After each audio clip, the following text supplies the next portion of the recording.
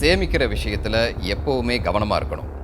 நிறைய பேர் ஒரே திட்டத்தில் சேர்ந்து சேவிங்ஸ் பண்ணாலும் ரிட்டர்ன்ஸ் வருமானு ஆராய்ஞ்சு பார்க்கணும். இல்லைன்னா நஷ்டத்தில் தான் உட்காரணும்.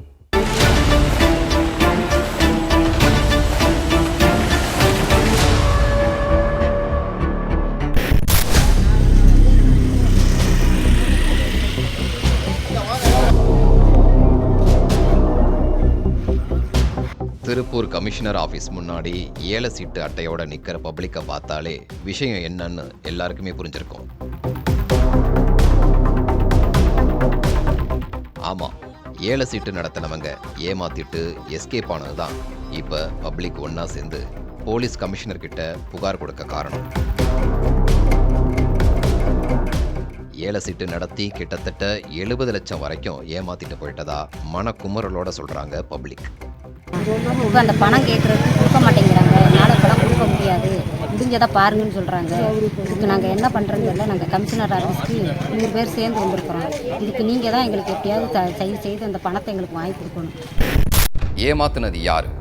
இந்த அளவுக்கு மக்கள் அவங்க கிட்ட குவிய என்ன காரணம்? திருப்பூர் பெருமாநல்லூர் சாலையில் இருக்கிற ரேஷன் கடையில் வேலை பார்க்குற சரளாங்கிறவங்க தான் பப்ளிக்கை ஏமாத்தி இருக்கிறதா இப்போ புகார் எழுந்திருக்கு.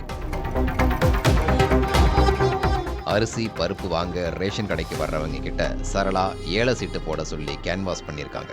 கஷ்டத்தில் இருக்கிறவங்களுக்கு ஃபைனான்ஸ் தர்றதாகவும் சொல்லி ஊர்க்காரங்களோட மனசில் இடம் பிடிச்சிருக்காங்க. சரளாவோட பேச்சு, அணுகுமுறை இதையெல்லாம் நம்பினவங்க ரகரகமாக அவங்க போட்டு வச்சிருந்த ஏல சீட்டு திட்டங்களில் சேர்ந்துருக்காங்க. மெச்சூரிட்டி ஆன நிலையில் சீட்டு போட்டவங்க பணத்தை கேட்டிருக்காங்க.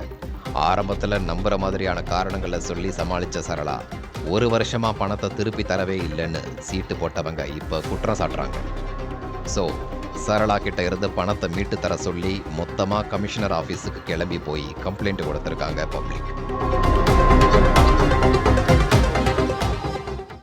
அரசு பணியில் இருக்கிறவங்க ஏல சீட்டு நடத்துறது மாதிரியான விஷயங்கள்ல ஈடுபடக்கூடாதுன்னு சொல்லப்படுது. ஸோ சரளா ஏன் ஏல சீட்டு நடத்தினாங்க? மக்களை அவங்க ஏமாத்தினது உண்மையானு இப்ப விசாரணை தீவிரப்படுத்தி இருக்கு போலீஸ்.